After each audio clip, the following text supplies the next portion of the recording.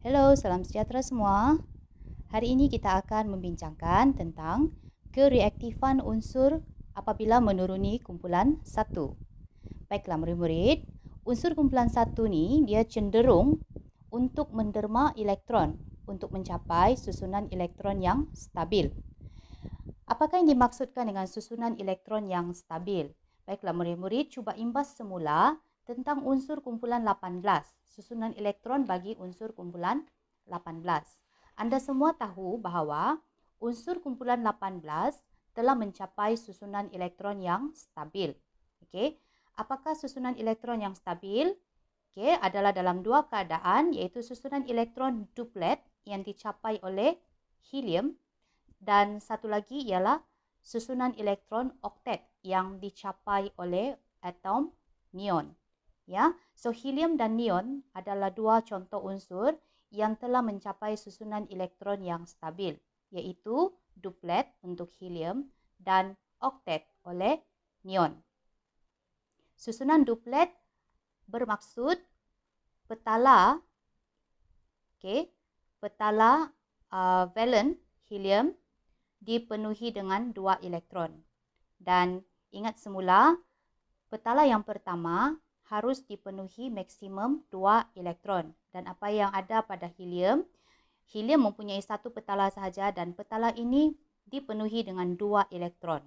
Dan ini dikatakan susunan elektron duplet. Okay. Dan helium tidak lagi menerima atau menderma elektron untuk mencapai susunan elektron yang stabil kerana helium itu sendiri telah mencapai susunan elektron yang stabil, susunan elektron duplet yang stabil. Begitu juga dengan neon. Neon tidak lagi menderma atau tidak perlu lagi menderma atau menerima elektron kerana neon telah mencapai susunan elektron oktet yang stabil. Oktet bermaksud petala kedua, neon mempunyai 2 petala dan petala yang kedua iaitu petala valennya telah diisi dengan 8 elektron. Dan ingat semula, petala kedua dan seterusnya perlu diisi dengan maksimum 8 elektron. Okey, dan neon telah memenuhi susunan oktet pada petala valennya. Jadi, ini dikatakan neon telah mencapai susunan elektron oktet yang stabil. Jika kita lihat unsur kumpulan 1, unsur kumpulan 1 tidak mencapai susunan elektron yang stabil. Okay, di mana dalam unsur kumpulan 1, lithium, natrium dan kalium, kesemua susunan elektronnya mempunyai valen 1 elektron valence. Ya, di mana lithium mempunyai 1 susunan 21, natrium 281 dan kalium 2881. Elektron valen bagi ketiga-tiga unsur ini adalah 1 dan belum mencapai susunan elektron yang stabil, sama ada duplet ataupun oktet. Maka unsur-unsur ini cenderung untuk mendermakan elektron valence mereka untuk mencapai susunan elektron yang stabil. Contoh di sini, lithium perlu mendermakan 1 elektron di petala terluarnya, untuk mencapai susunan elektron duplet yang stabil. Bagi natrium dan kalium pula, kedua-dua mereka ini perlu mendermakan 1 elektron di petala terluar untuk mencapai susunan elektron oktet, iaitu bagi natrium 28. 28 dan bagi kalium 288. Ya. Kenapa kita perlu memahami konsep ini? Konsep susunan elektron yang stabil. Kerana kereaktifan unsur dalam kumpulan 1 berkait rapat dengan kecenderungan atom untuk mendermakan elektron mereka. Dan kita perlu tahu mengapakah unsur-unsur ini, atom-atom ini perlu mendermakan elektron. Tujuannya adalah untuk mencapai susunan elektron yang stabil, sama ada duplet ataupun oktet. Now, apa yang kita tahu, apa yang anda semua telah tahu bahawa apabila menuruni kumpulan 1, kereaktifannya bertambah.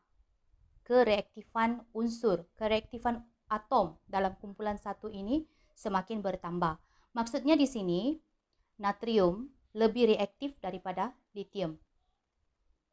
Manakala kalium lebih reaktif daripada natrium dan litium. Dan unsur-unsur di bawah kalium lebih reaktif daripada unsur-unsur yang berada di atasnya.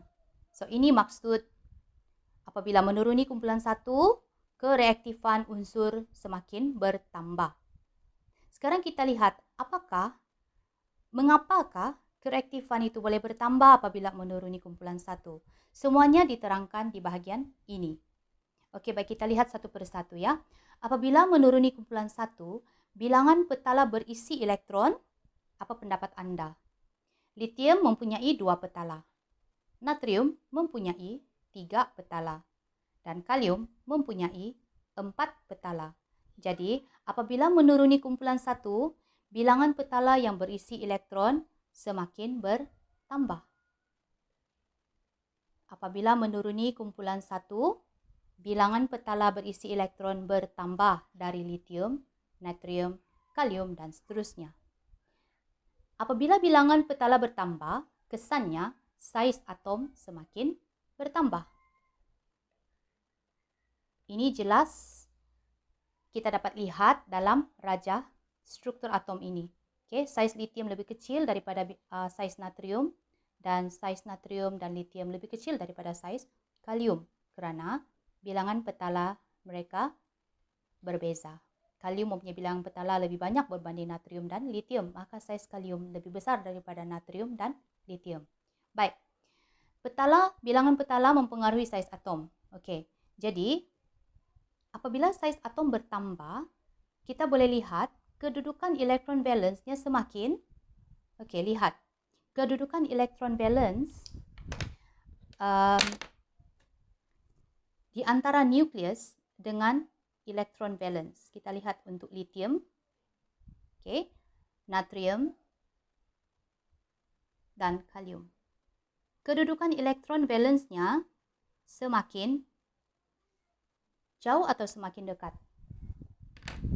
Ya, jelas kita nampak di sana, kedudukan elektron valence semakin jauh daripada nukleus. Okay, kedudukan elektron valence itu semakin jauh daripada nukleus apabila menuruni kumpulan satu.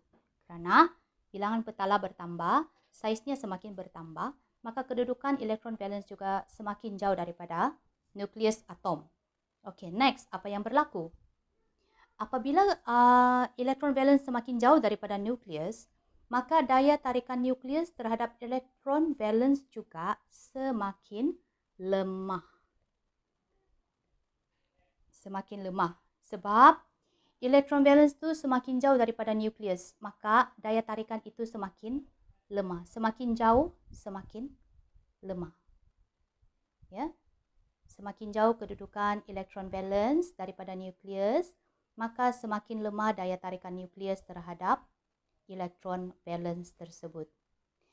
Apabila ini berlaku, semakin lemah daya tarikan nukleus, maka elektron semakin mudah dilepaskan. Okay, elektron semakin mudah didermakan. Okay, elektron semakin mudah didermakan. Semakin lemah daya tarikan nukleus, maka dia semakin mudah dilepaskan, semakin mudah didermakan. Jadi, bila kita lihat di sini, elektron, daya tarikan nukleus terhadap elektron paling lemah adalah pada kalium. Okey, jadi elektron paling mudah didermakan oleh atom kalium berbanding natrium dan litium. Jadi apabila semakin mudah elektron didermakan, maka semakin reaktiflah atom tersebut. Sebab itu, apabila menuruni kumpulan satu, kereaktifan atom bertambah. Ya.